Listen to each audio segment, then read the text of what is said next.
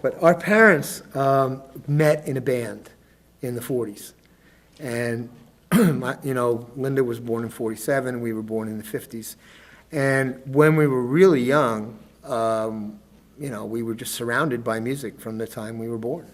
And as I grew up, I remember, my mom had a club band. People would come over and jam. And eventually, when I was 8, I started playing trumpet.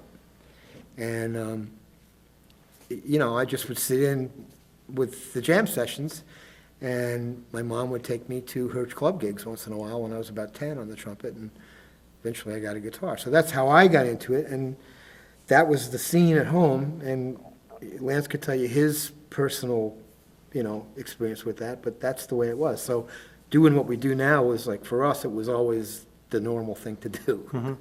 Yeah, Dad played horn, and Mom was a great piano player and an awesome singer. She was a gifted singer.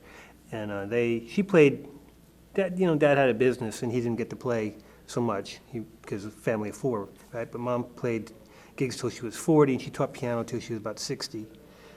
And when they retired down here to Florida from New York, Dad thought he was going fishing, but they got rediscovered in the community center at the place they moved to. My mom was playing, and then they started playing in bands again. So my dad picked up his horn, and he played just about every day till he got ill and passed away. So in their golden years, they were still playing gigs. They came down to Florida from Long Island in like 1990, 1991, and they weren't down here for a couple of months, and I got a phone call, and they wanted me to find them some MIDI equipment, and they had already bought a van, and I was like, whoa. So it was like really funny. But we grew up in the era, and the Beatles hit Ed Sullivan, all that stuff happened when we were kids, and so it was very inspiring. So we were steeped in it on all levels, and we trained for, in school. Larry played trumpet, I played clarinet.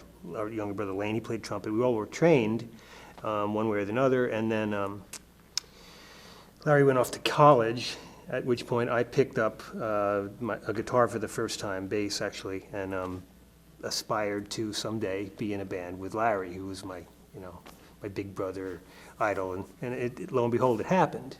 And that's how Orleans, after I graduated high school, Orleans had already started as a trio, and I was kind of inducted as the 4th person, and then we began the recording career of Orleans. And then later down the road, in the 80s, and then on and off again, our younger brother Lane entered the Orleans band, and he's a mainstay these days, since the last decade or so.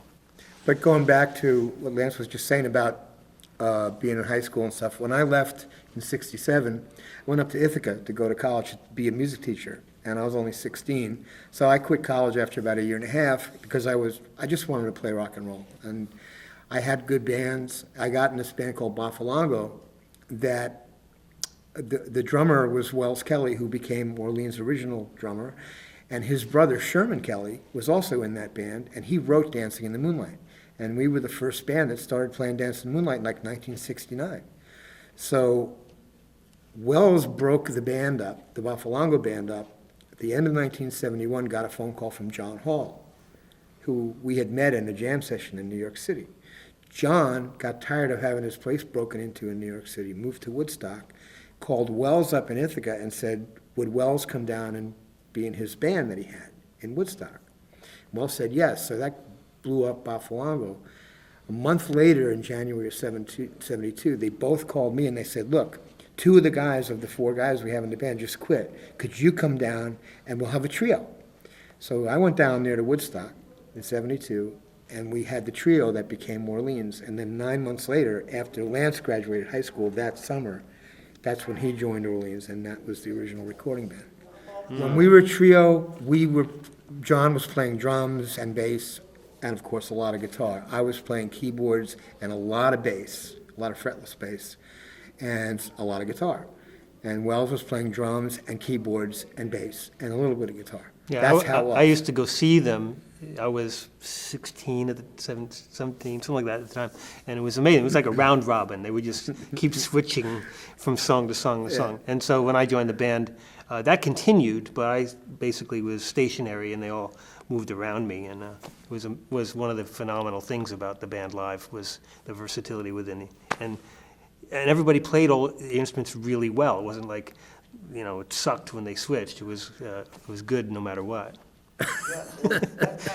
The reality about Orleans is that a lot of people don't, because they don't go into this kind of depth, or, they just like the music. They like Still the One, they like Dance With Me, or if they got the albums, they kind of got into this. But I think a lot of people didn't understand how much versatility there was always for the whole time we've played together. There's been that. And I always played a lot of double lead guitar with John Hall. And some people think that John sang the radio hits because they know his name better than mine, but I actually sang them. And we just, we covered each other's backs a lot on different stuff. Lance was really important in the vocal mix, and so it was really a team effort to make those records, and it still is, There's different people. John's a congressman now, so he's not kind of in the band, but we're still enjoying doing this.